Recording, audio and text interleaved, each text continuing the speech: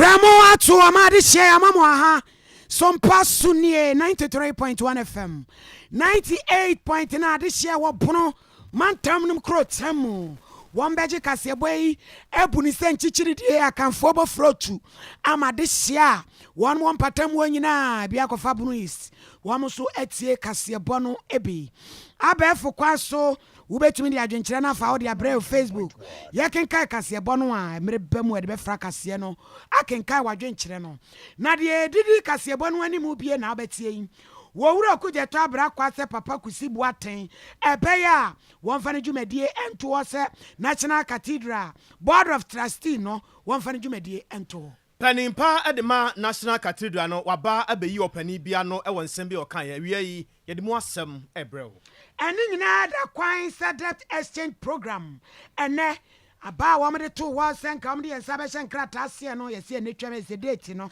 ene no ano no sahene edema domkuma no yewura haruna edruso woni Sompa kase adi nkomo efa sansese no ehun yebeko bi poso eno afo no southwest abrantie bia o kaprage atwitwa ne se kama ne yam ne nyina da atu agu na de anyine kofa bai sabre ubehia police ni bia no na osun efise adekese na atomani na de asamoa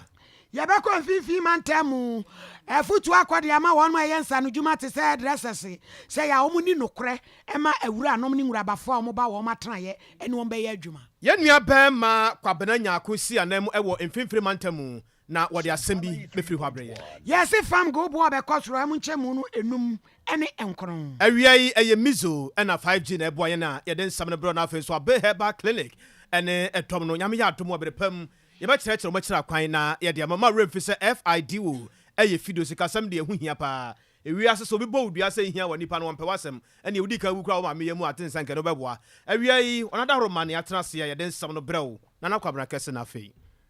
wahine ni ama krancha da zo asof ma mi premier ni kase bono yenye bre na fe ni bobrodo ntwo no yemfa emamo na na redan kwa kufu ado ani so ade nso obesi onyankrom ponte asefo aso dan National Cathedral na bibi ba so ma mu ni nyina dan nkobo tankum enkoma abasa kronkron che wo soro aboboa no mompaia ye nyina akoba da emu ho eni ofra se so de aso dan beba to ba ya sene sambala to no ma so de a se nya de a o mepene da te se de Nehemia no mo bre so esi yesa da we kokobo kra begina so ebegyiragu na so amudi se kantam esi asodan no anope da sore ya North Tom Rashe bedwani won nyamfa sam okuje tabra kwase woyo Reverend Kusibu Aten ya ono na da Power Chapel worldwide ano Penny Board of Trustee no ka ho okuje tabra kwase Papa Kusibu Aten fa ndwumade nyina to sanse kwan ode Ghana fo afa so ehu pa wote Papa Kusibu Aten wanam din foforo so yes e frɛ no kwabenadu jamfi edne sa yehye nkrata ase ene yes ene wono ani company bi e frɛ no Talent Center Limited sika wadi adwiri ede afri National Cathedral ni mu no eyade a ehu a wo se kyese Ghana fo nyina na Papa Kusibu Aten aye krokro de John ya ye ni na ye hu ba bia da sense of penny betu aye say okuja tabra kwa na eka sam ya meka yo mama meje nheme se papa ya ye sa no no se Papa Kusibu Aten kura passport be said you son ID card de bebre ya kyese edian hodo no de nam so a kyese woni adwiri sika adwiri enu nti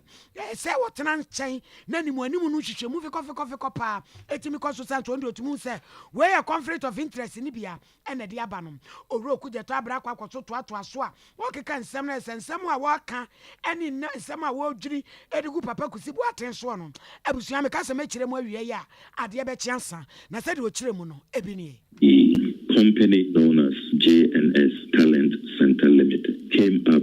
for scrutiny when during the 2023 budget approval process, the National Cathedral Secretariat claimed to have paid the company some money for what it called contracted mobilization. We have always known that the only contractor working on the National Cathedral in terms of actual physical construction is Rebade Limited. Rebade being a joint venture of 3 Italian companies, Rizzani di Eka, Barbisotti, and Di Simone. So when we saw JNS Talent Center Limited also receiving payment for contractors mobilization, certainly we were surprised. It did raise an alarm, and we decided to do some further digging. We have obtained the passport used to register JNS as a director, and the picture is very clear. Even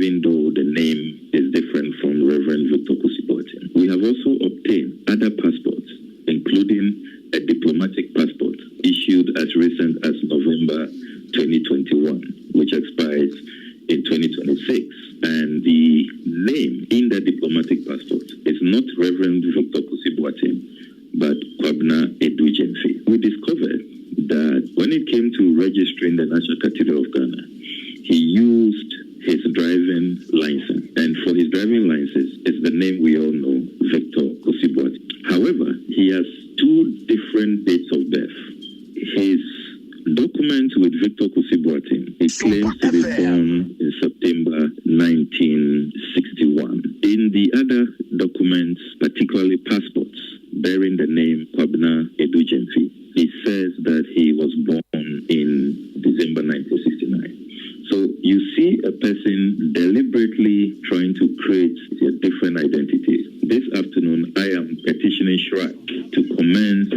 investigations into this matter under Article 218 of the 1992 Constitution. I am also demanding the immediate resignation of Reverend Victor Kusibuatin, who is also known as Kwabna Edujemfi, who has never disclosed this to the board. I have the records that at no time did he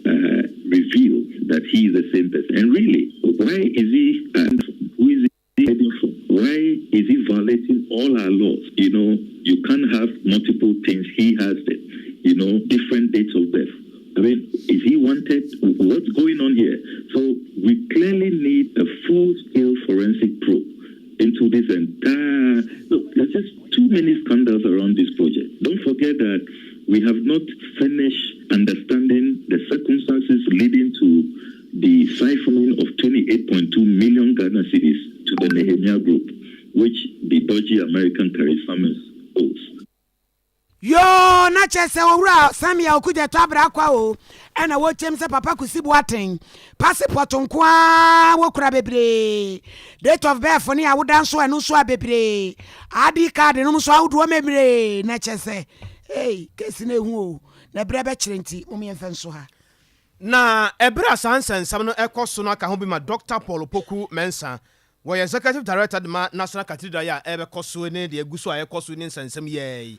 One so Sompa kase edinkomo mo de asem wei ama Ghana for sade enema esi etie. I think it's one of these the unfortunate sort of developments around this that we from Porting. We always argue that the issues of accountability are critical. I mean, so we can't trivialize those, but we also expect a certain almost credible way of going about it. That you can't peddle accusations without actually asking verification. First, we were the ones who submitted this information to Parliament. We are accounting for the resources that we had gotten from state. And part of that resources had been used for the mobilization of consultants, I mean the contractors. In August, we had signed the contract, we were supposed to pay them their mobilization, and that was part of the seed money from the state. And the state had actually transferred the money to the Ministry of Finance, but the controller had asked for some time to pay it. We had already kind of postponed this to the contractors. So a board member indicated that, okay, he could help us top up because we had some money, we could just top it up, pay the contractors. The controller had said, this was August 26, 2021. And he said, look, by the latest September 15th, we really should get the money because I think there was issues with payroll that he needed to do. And so August 26th, we wrote formally, I talked to the chairman that, look, we will be able to get some top up to be able to pay the contractors because it was a contractual obligation once you sign the contract to pay them their mobilization, and we had postponed that. So we asked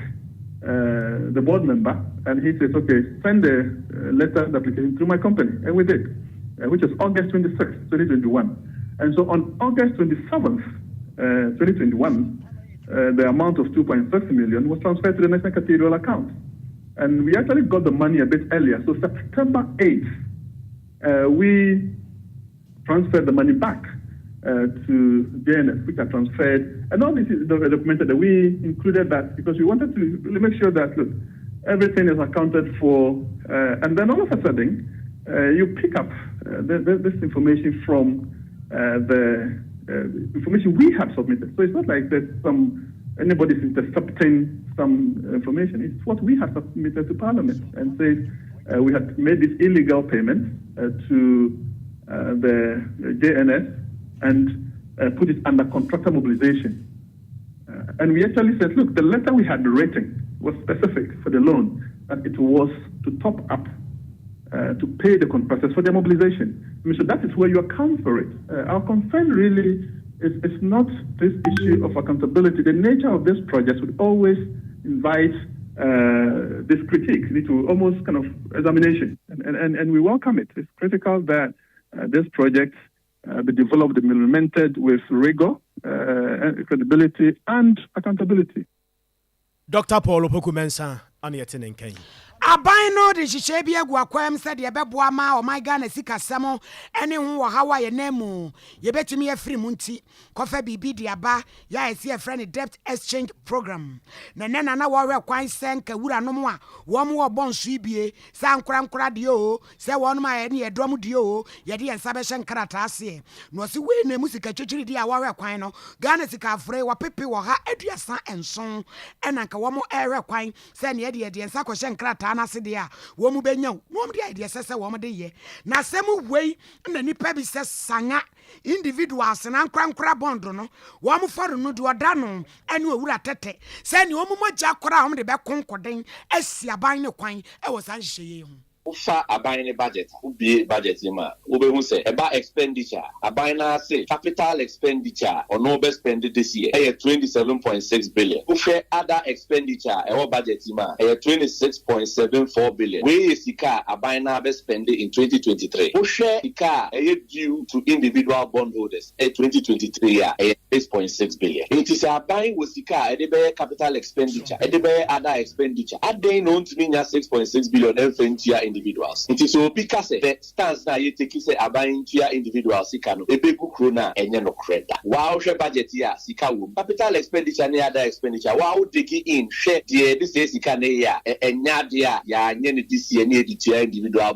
bondholders e kroni be first point no. That offering now we dey amaye ya 6.6. There are so many ways you can go about it. About because me mamu be bia in 2023. Ubetumi aka say interest any coupons was no metia because Matthew says ka ho umpese obeti skeni nyina akra ubetumi breaking it down so over 2 years no it metia interest any mo coupon principal payments amam en ha kroni in anyway into bia obeka say you tia individual bondholders a kroni begu no enye no kre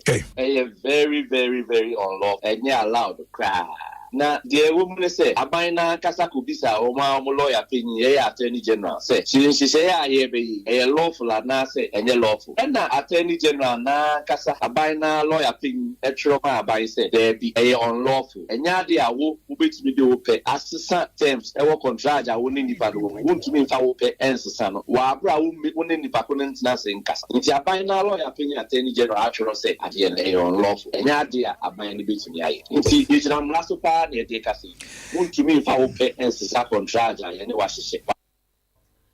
na no atwe no monyafo wo se chairman sabonsu wo kwamra hye bedwafie mu ane wo ye afrukutu papa de hye wo soame abato mpɛso enso no gina wo no manamu o ma hie wadubu achi katachete na dwamu ano pɛ ma wiase nyina ache ɛno ne twetwe nkɔma wo busa ne sɛ saa asɛm we no akwa bibi a wo kwa kwasi na nta twene ya ne obo na pampa mu ama mi wuo wo bɔ ne to so apapa ne de bejam ne nkyɛnkyɛn mu nyina dan so de aka ho wo se hia sɛ afanu ne nyina atena se na no baba ye ɛkɔso.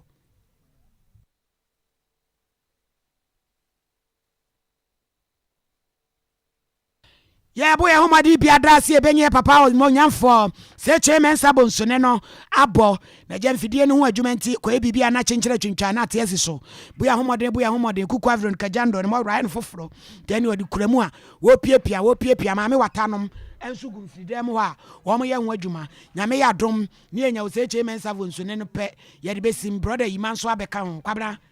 to so kakra dom kuma no ba no dani yewura haruna idrusu na kasai Nasima waka nyina ayese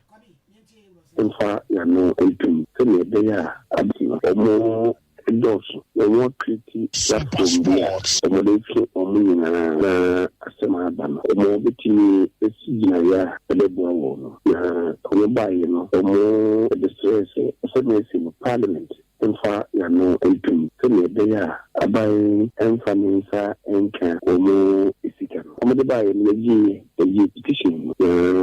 and some in the banner or market na utiliza. Ono so no akudi tamani. The Osma microphone no back you say omission nine. I'm the camera home office about mobile no. The G mo Cathedral. Make say the my buy. No one Cathedral Cathedral or mutual no. Now the say address it to Parliament. It's time on the camera. The G any moment who say the address it to the Minister for Finance. Can you give this would be a command Minister for Finance. But many say the American so about the camera individual uncle or more bond holding no about finance bank. About the Cathedral, about you have the train among the yes, and the individual bond holders. One investment in our money, and then Omo Ediho Kakaka, Omo I am penny for Homoji, Omusika to be a penny, declare pension, or Genetica, the Helen may first interest in human bound, or give the channel school fees and money. This order was a car and correct the Hoche back on island. But we should recognize everything now to say they are the drew to say as a country. Some decisions are more doing so also a banner, and so it takes in a day. No be teenager. Yeah, very well so no. Binya hoto. The teenage ida dem. Yeah, ono akaya na almost isudia. And say sada bikra na mo bikra. Adana ni omo nkita ho. Onimonya for Osei Mensa Bonsu. Dom kumano ba no dani ewura halo na edusu na wonen samtwerofo awie ya ediatentam mu na okasai. Nasema woka nyina kyerɛ sɛ aban no debt exchange program aban no de aba no. Aban no fancy ho a. Aban no nyimfiri hokora na Ghana fo hu ekwan a ɛda yɛ no yenti onabo. We in the NDC, a minority group, calls on President Nana Addo Dankwa to immediately suspend the ongoing debt exchange program. It is already failing and promises to be a failure. He should suspend the initiative and engage in deeper consultation and allow for greater transparency, the initiation, adoption and acceptance of whatever remedies we collectively may agree to in order to save Ghana's economy. He is managing the Ghanaian economy as if it is just some private entity. Without borrowing the true words from Atu or Sasami. He is now the leader of Mimfang government. This is the first time in my life, public life in parliament, that I have seen a president so disrespect public opinion. And he does so at his political peril. It is about people's lives and livelihoods. That exchange program has led us to total confusion, rejection, disapproval of the initiative. The debt exchange program is a risk, major risk to financial institutions and to insurance companies, and now extended to individual bond holders. Our banks and other financial institutions are still reeling after the infamous financial sector bailout. The debt exchange program will further exacerbate the already perilous financial sector that we have in Ghana. For Haruna Idrusu Wamananso, wasan ebunkunta chere Ghana for a car, Cecia no, eda ye nima so mai. To register our profound dissatisfaction with the Nana Addo Dankwa Bawumia government debt exchange program that is threatening the very survival of our financial sector. Today, Ghana is rated alongside Sri Lanka, Lebanon, and Zambia in this rating, a reflection of the horrendous mismanagement of the economy. And it's no secret that Ghana today is debt distress, confirmed by the Honorable Minister for Finance, the Honorable Ken Ofurata, and the International Monetary Fund. Maybe we should also begin to ask. I'm sure I'll have a chief translator. Now, there were those few years who said, the Minister for Finance in the 2023 presented a gloomy picture of Ghana's debt situation. He said in paragraph 275, our internal debt sustainability analysis shows that the public debt position in the medium term is unsustainable and requires immediate redress. The analysis identified a number of risks, including cost of funding risk, rollover and refinancing risks, elevation in market risks, contingent liability risks, and operational risks, liquidity risks, and legal risks. He proceeded further on the debt operation program in paragraph 276 and stated, to sufficiently address these risks and bring the debt stock to sustainable levels,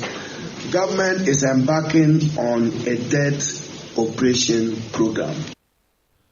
Dom Kumano Bano Dani Yura Haruna Idrusun some drop for Shimu Dianasiano Yenua Ba Nana Ya Chirichi Ewa Honum Nana official power radiasum doing count. On council, I feel a near Tiasi. And me Oba Paboy and Comoy. Minia Maminda was in there for me, would be a mommy. Nana would be pure my mom. I said the fear. Or ya dear Dom Kumano, a friend and so for Shimu Dia. Na yea, a thermal dinam Sompa. Yatem to bekan kasiabo e kacho mampani na do dankwa akufuado ene na ban se adinasie bi a womosi se enei yenyen mu bi a womabre titu mumwem no mu di wo musika chichi dia ba ban bisia se dachi ankwama bia no wo baba baje na so aban se esanse ne Ghana yesika sema twape ye ho chi yenti Kano, and Nadia, a few obenya, empo, and hunsi hono, a baisi, a few way, onya, news a cabotina casamuno, obetian and Kakanka Casa, city, a 2026, because it's 2033. And no enemy on no for her in a disu, a brow casan or did you just say, Sana moon, toya bang, a person walk to them, at your corner. And what they were Ghana for a Lutino, one of them command only a buying Nadine home, and you see any more new year. One of the other said, let him penny and say, Sana no more to me. The dinner seeker, a month for seeker, or dinner so you are going to debt exchange program, no, or say, one tree and sign. Na actually, one more, can you more dear? Womo mu kadie wom entin konya endwindwe homo obi anya ne ho ntiase ansana saban ebetu saa na mo na womo chi ononyafo hari na disu twese saa koya wade abanye onu nko o momo enne womo kita bond holders ahodo wo bank no wose eno nko a emu 1.3 million actual petition thing e dia beto maimum na se be gafie se Parliament is no ban who can say, Saban yet na more ya, a dear Huchia, we here, never back to Ghana force you. Obi and Coben Penisika, and found to bank, no man penny be, and let them make us out Sicano. That they say, Cramina, or who's when you Cramintia, almost your no man penny yaji, and we said them come and say, Oman penny. We didn't say what things they say, one chance this time, no one penny for him, Konya. Now, son, as almost in a trobia, one more at me to Nene. Almost the church said, dear Amanako Bassani, Nine, or my Ghana, Yahoo game, Nina, MPP, Bisna Bois, one more blah, 50 I do my show, Montano, Bisna Bono, a bro, my Ghana, so anything a name. Ama Mexica some attitude upon some, and what you know, young learning say, or my Ghana, Yakwa IMF, here for Jimwa, and don't come on the trustee. Said that trustee program, we are not Juma, what would you almost to see, and sure, not board of IMF, no. One more man says, can I, ye, Yakwa, Quastram, Faman. They're not so Uncle Bassadia, and you know my Ghana, young Nadia, baby. For Shemo Denasi, no, ye Haruna Idruso, why Sahine Noah. 1 year no Hessica, some to say be a Kessa to force and no domini, no more so can home. No, on your focus, you have to force me all, the ranking member, that the not financial committee. and no, she's a national communication officer. The mind this year, man, you're going to for some Jersey. So I was Asemu. Na minim ebia na mu kofi ho no mote se ebia ye nua bema eja kasahare na ode to nwom ya ofri America mamu ba ha ne ho nsem be ye deja na otu awie ye no ho nsem ba kakra na motete ho asem ene dia enso se ye nyina ni se mra hye beja ni ko wo mo ahodie mu no wo mo nmaye na ene dia that exchange program ho asem no mo ka yo we wojide mapase bia nyame ya ado no mbeduru a san komo no fi se Ghana for pemu atie ye pase kwan a abrante mills fa so kowura fi ho ne video na e ba bonte mim se mo won kran no so Ghana for mi komodi etisan mini asabie efiti da kwesi ye video ba bonte ti e do mampani atna e kesi se adani video e da ba bia ye de bonnum ha Ghana for Nanso Adam kuma min kashi ya hwe ni mu se ebia ayi so ochina na wotipe na wo mu sa ba be so mu dwumadie na fe esi be kwenu edien and the leadership of parliament ni to be kasa e dia afasa asem ase papa pai mo official pa ye nua ba na ya kiretwie ana yete ne nkafi Ghana e mara se bedwam no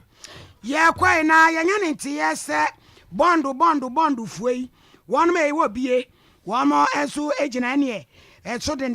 kran ye twra ensentwrafo ene wo ma twetwe ho nkoma fa won musika aban peso ode ne saka no ho na akwadwo ba afo na woni nkire mu kwadwo ma he bejo se meni aba na se na akosie ayare wo sem ni nyina ne se wo hwe ye nananom ne ye papa mo ne ye wo fafo ne anti fo amakọ pensioner omakọ akro musika kakra aban pese ode ne sa ekọ musika so no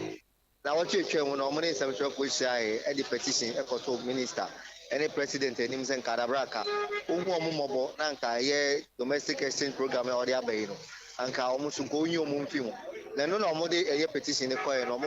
boy a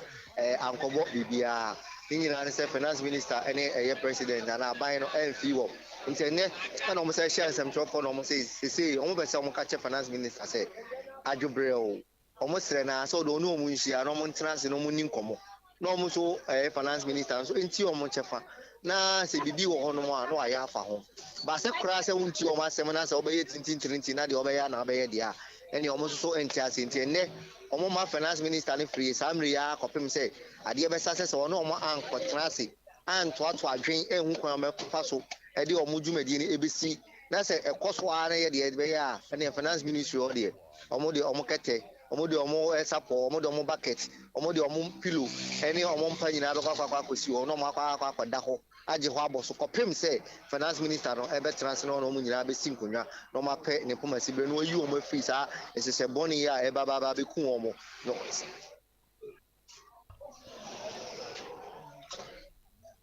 yo ye nua be ma akwadwo ba fo e de yes wona chesensentwofo nhia mu a ye papa ni mu na we pa se nkokora wafo ya hyehyɛ kotu na kyerɛ sɛ shirt ye hyehyɛm kola no kora na kɛseɛ tum sɛ papa no a wo kyerɛ kora wo yɛ so dada na sempo anka pre ya kyerɛ sɛ no na hey wo kwadwo kɔma nansi kan samre no me kanonti arewo sema e wo mu ne sɛ wo hwɛ ye ɛkɔ na ɛyɛ arewo sema because say trade union for ne buy omo be kasa say yin omo film na teacher unions and other unions ne be kasa he no finance minister e no omo ko trans esinkonya eti omo asem saa so na ye pension bond holders we so kire say de we yama akokoba na saa na so yama dedeba enti say why yama akokoba na so yama dedeba dia na say ye say nkwasiabuo bi ana say esisie bi ekoso enti omo toto sreke no foriata say omo sre na ene onwu omo mobo no omo ntenase no mu sinkunya na me nua ba ni arawo se we wo mu ni say sa ekuo wi no empanifo e wo kuo wi mu no eye adefo ana say enimidefo wo be hu obi te say former go MD e wo mu sa so e na convener na odi sa ekuo wi ni no eye Dr. Edu Anai ono ye former security and exchange commission boss nti wo hwɛ san panifo we omudi ko n'anim ana kyɛ sɛ titiri ne ani ntiri ene wo saa ekuo we mu nti so hwɛ wo mo so amabobra yie nti sika akomu no so nye sika botere because that no ka sɛ nipa ba akofo kra ne bond no sɛ bi omo bubu mu kra na ba akofo kra sika abosomi bia onya wo mu ana obenya wo mu kra no over 1.6 billion a month nti imagine say 1.6 billion a month no na sɛ wo ka je wo bubu enfie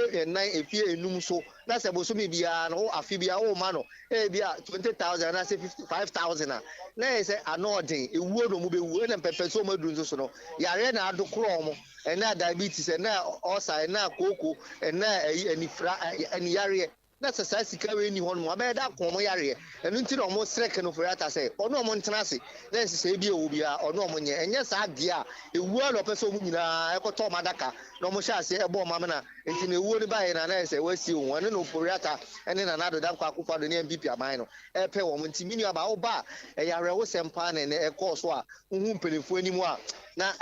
ayare ho papa Kwajo mi de me se kura afem ye mfansia na papa no o kasa no kura no ahmete o kasa nyina ne ho wo so wo se eti wanu musika pa wo ma no mo se mo fa nti o ma no ye begina ho nyame de atemu obekuya kura o na ne ho so wo so bi ne o papa no nti o kasa kede we pa papa chese nti yare wo sem na ekoso wo mai yo kwajo ye mfansia ye kwaya ni mu wo ensam foforo mu a awirahosam na ato police adwumakuo no pa ne nyina ene se minim se wate anase bia fei ena bia ye boss na bia wate a ene tewasoen police adwumakuo ne fa ye wasantemantamoni abre den e kire se omunua baako ne yere ena ne ba sabre ye kase mo nka atiasefo hu biom na ba bia wo mote asanwase letter area honom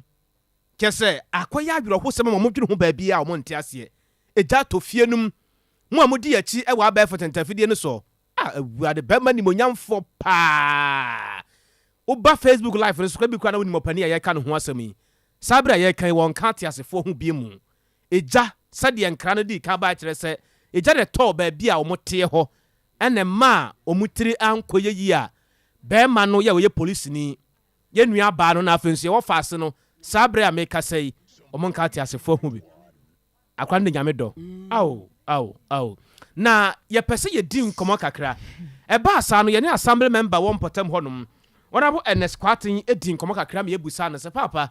die na wunim fa no se sompa mama kwa ba we de wunyina ye nka fra odi atie nie akwaya prosifo asem ne bambofo asem no wan hu ne ka no akonya asem nti asem de eja ne nyina de ma prosifo efira hyase kosi na wieye prosifo nkwa na betimi aka asem a yesoso betimi aka bi e de atoso na ye bedi nkomo wa ahoma no so sesi a ebra na jana to fie ho no mo a ye nua ba man ne ne yire ne akodai wo manya omutira ne di mu no na odanseni bia ne twade ekoso no ye nti asem ode masompa enumende see around 11 p.m. anumre no ne nyankra se eja to police quarters ya enti no timemu force ata no mo na ye de bebre ba so mo do ma ho de e ba beboa the fire service wo just so e mo ba ye o mo bedru ye unfortunately no so mo ni akade a wo so betimi de aboa ma ye dum ja no enu enti no o mo so ye de o betimi bia no o mo kan enti to mo free another car e ma ne ba ye enu free second car de flow for the chrome constituency e ne ba ye enu ba ye se de beja ne ba ye na aye ama through that no ya hwere police ni ba ko ene ne yere na akola wadi 4 months fire ni nyina fire eba smoke so kan ena smoke so ko mbebra na mo aye so disturb ntina be ma no for so nka obebie epunu no ti won ne bo mu se pa won tin se for so se be ye bia se ye be ye afene ja no na ano odene na yesu ntime nyina ntine ma nipa be 7 na nka ye be se ye ko ho no e nyina sa akura no bebire kura no manfa main entrance no ye ebi kura e jump from we no na e ba for me abusia mo amudi yachi ena wiei e wo Facebook no so na asemu aye ka no me wogide se bia obebusa se adenti na police ni wantimi entumirika enfri ba bia woda no eya abansoro ho asem na ye kan yi o na sade eja no si atodan no mu no wo krampo na bia wo ho anhwe ya nka wonye wadwene kura se bia obewire fi se ubehwi a obesi fom no eno so wakoye bosoma beto abusia so ene pejam kakra ena somu ha na akoye nsem bebre bewi a kire no ene obi a ne adaje eja wo hokọ adwuma kombedi wa no afamu awu na akwaya ayuro ho sempa ntimo a mudi achi wo Facebook live no so no Sompa 93.1 FM wo ba ubenya bia hwe na ye nua be man ya ye ka no ho asam yin bibi nti akwaya bambosem ane wondwumadi nti no edi no ye mfa entudwa ne ho kani no so ye mfa entudwa nti kase no sade ye kan no se bia nema bi wo ho na se bia wo pese wote ne wante ase yi a eye bambonsem nti nsam ne bi wo ho no mu a ye beyi ade afiri mu saba ye begya ne nyina ede ama abambofo na okra hwekra no amu wo ye nkyai na ye se woni gina kura se sai jana afifa ho atoton adodo huri fi so abema na ahwe apai atoton ohwe apai se to si for mo jana dodo sa do huri si for se to na se wo ba kro atoton dada na ohwe wa bonza ohwe wa blast eh of my media o dia ni bere sampa na kwa bra be nde jese ayuro huo yesi apunu bi nso abeba no bi nso kan enne maba wa ne mai wa ba akọ abonua kura bi na mo dem katete wo bre wo abonua ke ya wo dia pem no wo dia pem na wo di ka we onso ya brante ni wo wa hoden wo dia abonua ya dwa he se so obi ansua sa do bi esi abaso ne mpese mebo bi emo bibia no be ka so akogu na dwuma sa wo di bi esi wo dan no a tabonua fato mpase akuma ax tobi bibia betumi esi BBC ana wo di adwa because esi emu katu se wom wo wo ntema ben we he ko eso be pie kura se di egja wo afa no kabra ne so abepa ya ya semo kobra ebusia ye nkomre na rehusam ye fra afo no south west mensini so de ban sabrante convince edu ngoche ko pe bibia bedi no bedre ne nam de pragia bi na ye adwuma o enra na dwo kwabrane ahia no atwese ka gira ne so wonfa pragia ne ma no mfa ma no twa ne yem se ne yese ne nso ne nahra ene ne mra bo nyina da gu fam ne nyonko ano so tika no bia mfa no wani ano so atwitwa ne nsa ho yeso mi yenso mankran so aba ya asabe yom kodurom si hey wobi ane nso ne mna bu atuo aha na mode ba mo nka mo ho konfa no chi ya edna be pie mu gi abrante yi yese wo yigira ne so a yo wo ja ya hwe na asem ni nchemu ankasa no me pesa me ne Ebeneza wusu ansa enso etwetwe eho enkomo wo ne enu abe ma rekosei e kasai yenkwa ma no hello ojina ho yo ngene bo around be 7:30 na mo fie na madam for ne frame e fe no Ajare Prince Ajare no frame me se mbe enkodidi nti me koye no na obi bai se emfa no nko site nti na nko aso ye kona no nya akọ se omuso omu hia nsu ti dem chile me friend ne se omu ye nko ne ngoto nsu ni mimla na do che drop in se ye nyai ne enko ene ye de ye ko nti ye kona eduru so no se okoyi intake intake de dia galam safe no pumping machine no ene omu de sha no de twinsu no ene o se okọ akoyi ede abanti entwen into see ana ba ko ede sekan e bai na ofri na ede sekan bai ofri nwremu o see ana ba ko pifri nwremu o de ade abonani no ede sekan bai e no betwa am sekan e no ko madam fo no so ko won o de won yem ana na nso ni na agu natali ni nso pifri ni yem agu natali sana neti eti e ba sa no mo ye sen na mutimi e fight sa nkofo e ba sa no me de ebufuhyew etoche de na no kura sekan no amene ne prayer na ba ko no e fa eche di aba bo me e no mmenu ni na adwane ntina dwensini bi okwan so na ne koe me de no ko ho no de nso no e him no de ntoma bom na dwensini ne kan ho me de ne ba mankran so tie ba na ne hia pragia fo ne no mu nyina ba mankran so hospital jana jini ma no mo transfer ndi ko konfa no chi ndi se mo de bedu mankanso no mankanso focus se no muzika ya mo ka so mo ntime hwe so fere ta no munya no nto mo transfer ye de na ko konfa no chi no mo fra ambulance na ambulance ne ko enti we ne tesi wa se bia pragiafo no bia ko yere na ejina pragia tesi we kan we 3 times ba ku si wo yi biemso kwan so na ba ko so ye ya atakuruma ye na ye de nsu ko si wo people so esoro no me bi agla da ndwesi no hono ma na nyina ko si me de erekosei na ra ho samo efra afo no sa to scribe friend se be posuo au ko pe bibia be di akwa ne so no ne yam se ya ma ne so atu aguna ta adiem mabu na ba me pesikantem mu we bibi yo e wi ase ni wura baba o yo Yanko ahoma society medi kan ebo asam no so de ma wo fa yenuanom police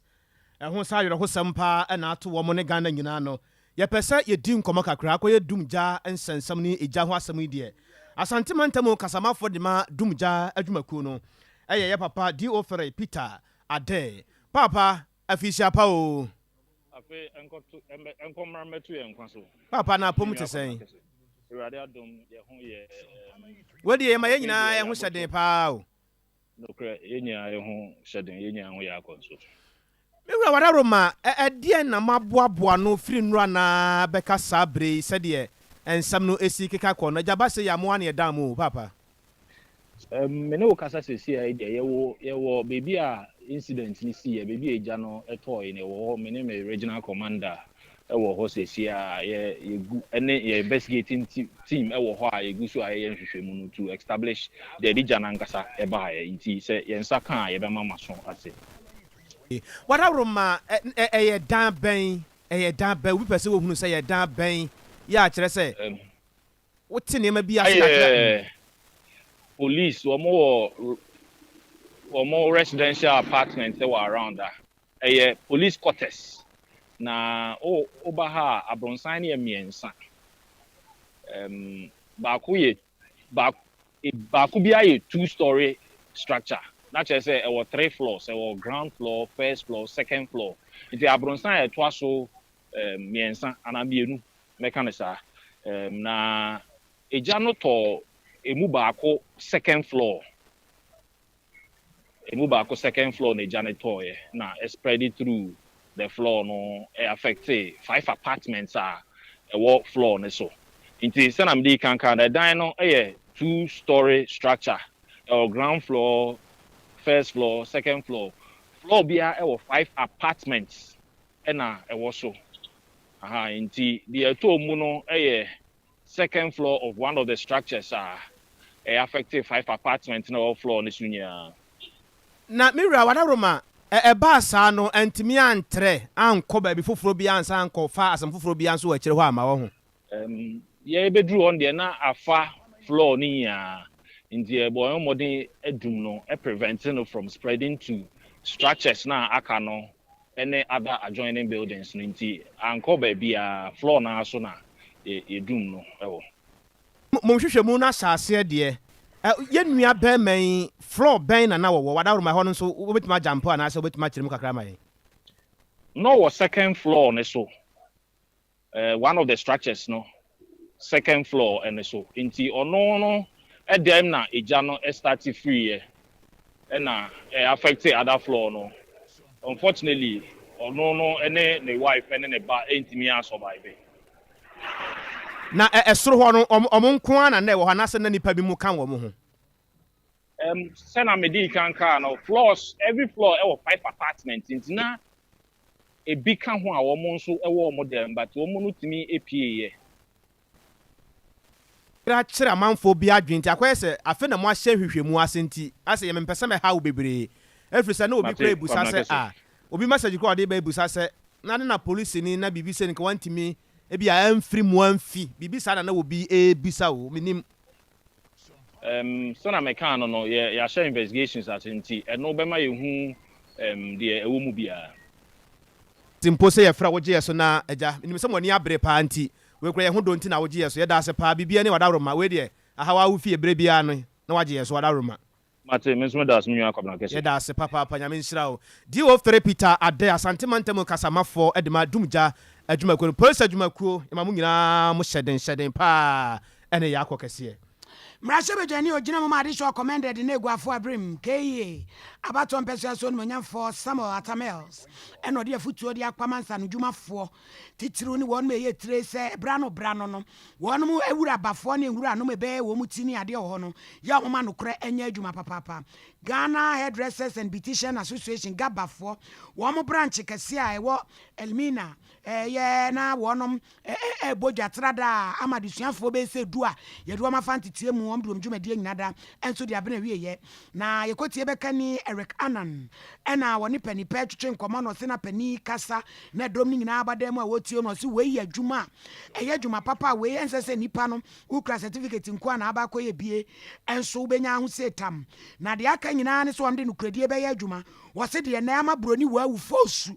ene rege ye krefra broche be nyina ne se wo de watade akoma tele ni so mpa ma de kwai fro no ubedru ono wada wo mpa atade ne ma 20 pa kronkoto fosu no onko ne ba bi enu nti wo mfa no kradie emfanya adwuma na yade a ebetumi aboa papa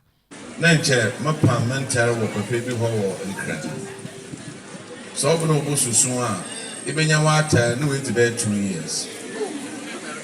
enti no dem ko be before na appointment oyada Mr. oye very very very important enti say nyo be appointment a coordinate do iti da bomu na wo shop of baba e on a friend a onyimide obaba ho enti Mr. appointment here very very important what's the humility about it into the margin very important into Mr. inside the juma who na wo hia inside the juma eye won fa bi nim so won so won train one na won so hu atan na we tum na wa yen da me pii na oda ma hen say ya yen ye ya on ntina broni we wa do so ha no broni we wa do so ga na yin de eto wa ta kama tele nya na won san kan ntama ofem na oboko egum no akwakoto no broni we o nso na se tele yin otu no pam oye ni ye anasa hina ye hairdressers say ye di hen time da nkofo yin to weeks pi o san there when you never ya mo na ye papa on monya for Samuel Atamels owie ye no rai sheli aiti yo ne yesu ye mfimfi mantem Gaba president wono so de nani monya be pie adwumadie no asebie na wo kasa fa adwuma no ho se we adwuma ebetumi aboa ne titu ni mabunu sansansa no adwuma de e dikuta wo a obi pia de no obetu agye fru nsem esan ye adwuma oye adwuma oso oye adwuma oye adwuma se enya say American, you playing aka wa sobewara. And stand duma funina first. One of the ways you can be room. Obia oye well educated. One when you there, yeah, we say Jumano, Sabu or your Pashamba, consider me that. Yame, Ozim can Oshua black man, see read the Bible. Nipa oyo tuntun and Yakopan, Oshua no sando. Na nyimpa so oye bibini na nyame ma nsane dwuma na nde yenya no mabrofo no abegye yenyimizi o se na ekro ye na ntiase wo wonti za wo ye bi oye na enya ne ebibiri manufo ne ze ye twetwe ye ne nti da minti o ma ye sensane dwuma no pasa na ya mami Sherry Aite na fei Madam Agnes Kakra Hagen ya onu su kai Gaba president enso kasai se master foni bi nso wo ho a wamusu meeting kura wamma wamabra bobasa kwabasa pene nkoda no a omchire wo madwuma ne so asua bebre na madam from warekasa da oh wa bra won no wa ya exam slow wotentene fie won baku na wa agenda nti abosho na mo from no so papa da na challenges ku so wanyi asedafo no obi wo a opedo obu obi a abosho no wa akọ saloon a nimpo no mba meeting na wa akode mo from no won ye dene won su adwuma wo no wa gi bibi kakra bi instead of madam no the association mu da you na association su yaboa the whole central the whole Ghana the whole Kenya yaboa say ye nhwehwem na yiwu da enyi biara inyi hwefa letumi yaboa Madam Kakra Hagen Keye Gaba president na hairstyle de de bi kwa papa ono ne de ne red and black ena ma me ba ko nso de green and brown yentwa homratew Ghana fue yay Fido Asisemo my people Fido transformed them app. The new Fido app is pink and much more. Yes, your loans got quicker, simpler, and friendlier. And your loans in Kwa, ya add the Fido score. Ya de Pwauma unya besia kesie. And the insihu kakra bipe. And tifa Android phone. Na install it Fido app every Google Play Store. CCR. And now dial *711*999#. Shannon Sosa Cromfordos, Fido, any agent bia. Untueska Ansiama Obesia, a Quena Befaso, Enya loan, and it's a Uber download the app no our Google Play Store. Fido, Fido, endless opportunities. Sompa. That was say, Ama Wakwaba. Ye call a poye mantamu. Yen Yabema, Quabranya con, Efa, a poye mantam, Finfree mantam, and important hogna. Sakobasa be a BBC na or to yankra. Quabranya con cra what to yang and say. Or you call Abusian for Dimirikako if you dress police station. Ya or more corono, Ebikura ma, Ebikura sekai, Ebikura bo, Ebikura tese, a dear timidity nipankwa, a different in some. Nigna and say, driver need be a fellow say, hey, Ganabeku. Wamu susu say wadieu na aprosifo akire nti aprosifo nde na ba ho nti omo toa no so kokunu preku na akoye nsem pa yenkwa ahoma no so na yentie sade ensem esitie kwabena mai ene yentie sade ensem siko ya to yenkra no fiada na no pa e ko adwumam be no chief ne fa ko no kumo pepe na nya in fact am kita phone ni ti na baako frɛ na baako so frɛ na ne nyinaa yɛ me ma no e ba ne saa no na me fa baako de me fa pepper no ka kyɛn no da be ko tuta gift akunu na so what in fact e ma me phone ni nya gu format trans e hu nya dodo nti ne me tiwa na me so no me frɛ ba won so mra ne ko no ba he ti ba ye di kan ba fijanse police station ha e ba no so no sɛ omo ti oyoko dia ene ye nko ti e ko oyoko ne ko report case ne ko ampa ye ko ya gift ina abekwa twitwa na oda mujam na police force me bon aba so ma bon homodin papa no ye tie se wakwehye adwuma ko nti adwuma ko no aja police force di o madwuma na janyame adum o mo chi no na mo frɛ ha for se o ma chi nti ahemati be no nan na o mo frɛ me se ya chi no nti me na police station na ja me ko police station ya to ka ma no so on fe we campaign won tumi anye ya sha to e fe ya kasa to asase asidan ma no oh ne yiri nya na tim e kapeni oh ti da mu free no wanya we umpeden bi ya to ka ma on ti ancho so ya si da ma onye oba ne tim ni nyina achi anya ofe na aseda ode ma yense obeku oba ani de se na ani de ya de no be fa so wonu se omo ya ban nipa na yen so yen ti na o ena manu so nkyere se ko yen nua be ma Kwabena akon ene abusuafo no bi ene di nkomo a wode sa asem we e ma ne yen kwa ahoma ne so ne yen ne tie se fam go bo bronya chi busumi ye dikan ye ba be pejam Mira Phrase Moses wo ahoma no eso na yen no e be twetwe ehon so enkomo owura adom e wo ahoma ne so hello Mr. Yakubu. Good afternoon. Good afternoon, sir. How are you? Thank you for your time, actually. Thank you too. All right, darling.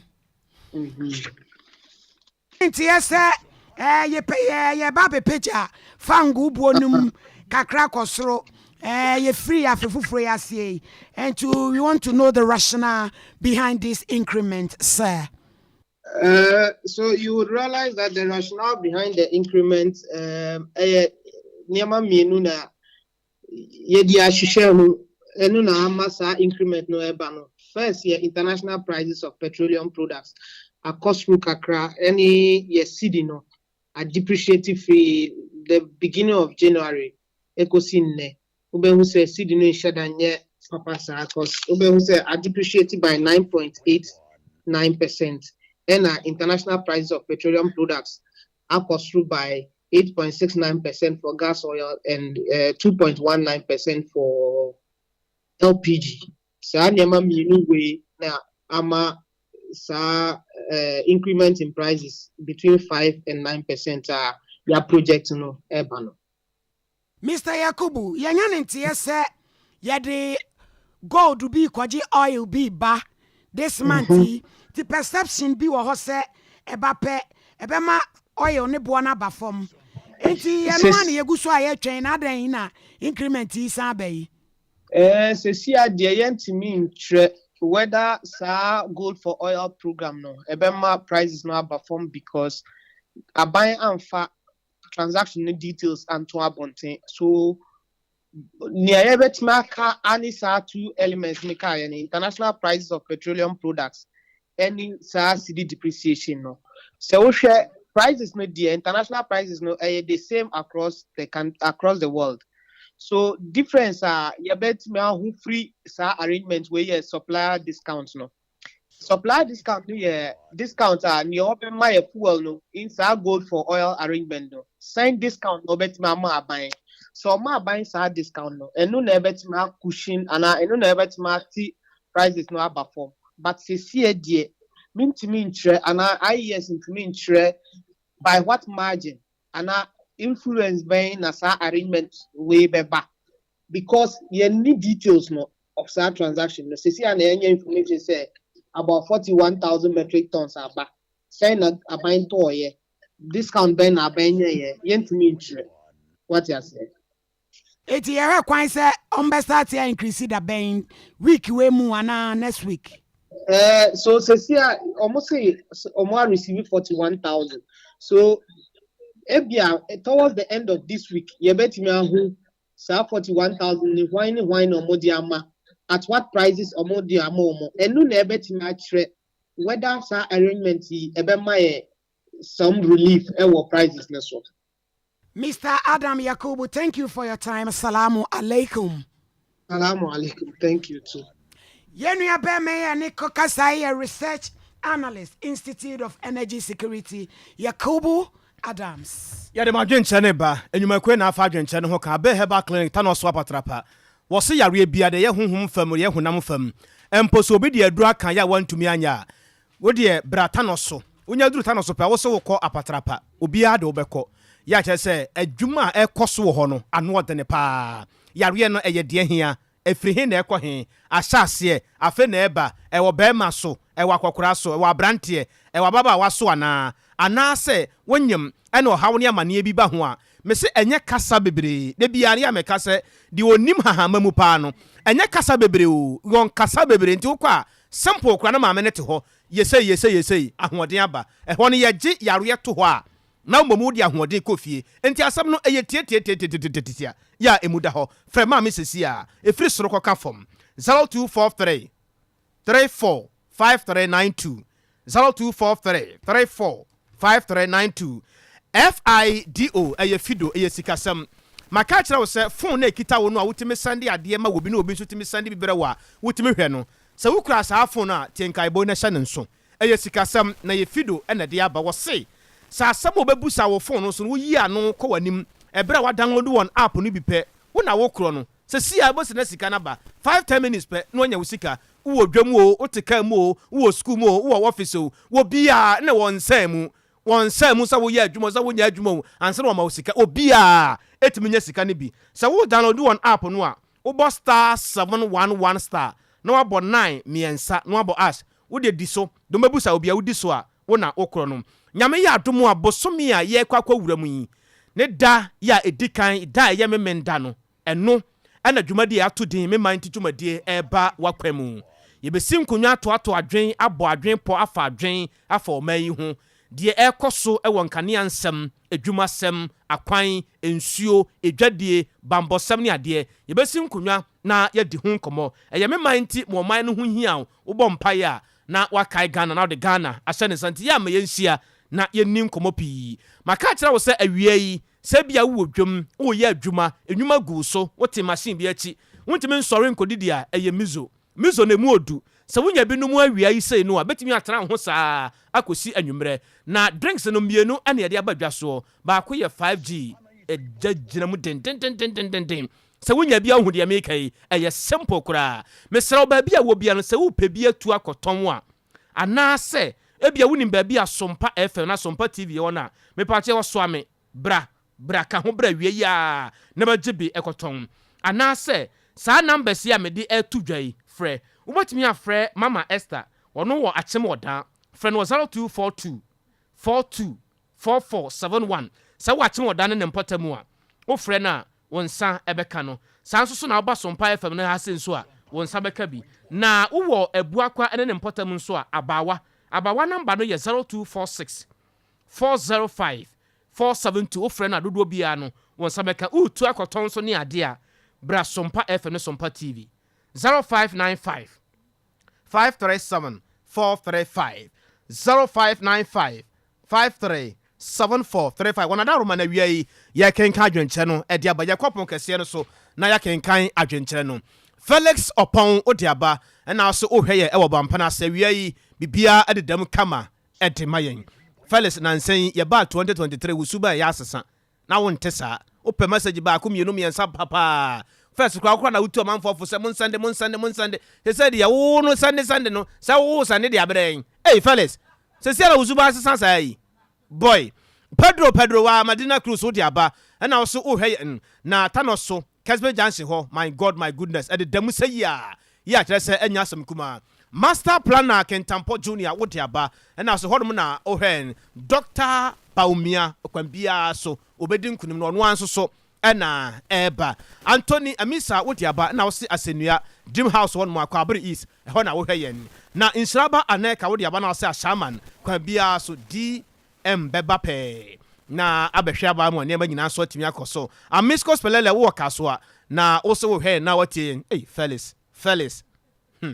they said ye di wachi a keke e wo kaso a wo di aba na wo se entro ne ade NDC fo twa no enya ade se e be stop MPP fo se breaking the 8 na ma so ekwa bia so e ba so na honorable Hawa Mavis Kumsen utwa no pruse pa wo de ya wo de aba eno no wo ahina kwasi e champion kwache wo se o ma ye nyina ya ha na Dominic owo ahine champion ya wo kasa yi wo hwe yen ewo Ablikman of abaton pesua no so ehɔ na wo hwe yen na wasa atie yen planting for food and jobs e course ne adade no Dr. Owusu Afiri Yakoto papa no obo adwuma pa ansa na wo kɔ nanim Atawrabi wo diaba na so ma ye nyina ya ha ya je osobra ne de ya wo de aba eno no san so na K Adu gas so de ne de aba na wo se awia so am police station na chi wo na adwuma efo omo hwe ya omo san etie yen ne de ya wo de aba eno no na anas ewo fufuo na wose epe no asi pa nti wo srese wo bia betwafo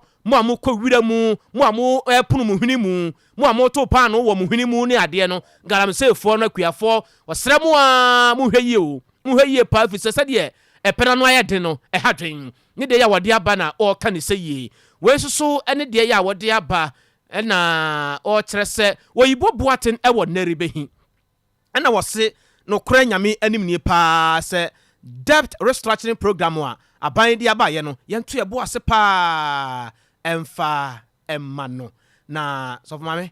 yɛmfansi yɛde asi samufo pani na nkasa ne kwakwa sante abo Benedict kukwa Veronica ho fedua jando wono na tena afidikasi achi chinchima ya akosua somu Elizabeth nana ya wasare mofi nana ya abo amali bia boga akosua je wa kodde wonu nyina daka ho bi enfidide mo so ene ya Grace mame wata ho ena fe je wa ewo ho brother Yima brother Aki papa ni kachira ho fedua ene abusua ni nyina ya sorry the DJ Rocky akonkomu aketua kakra enyum papa kakra abodju se kakra odi be kun ebe sorry na watwa so yinini ama krancha dazo of mami premeni the Lord's favorite mene ose the Lord's favorite odi edi watia nana kwabra kesi da asem wa ha so mami anyum na dade Sashine. Yanko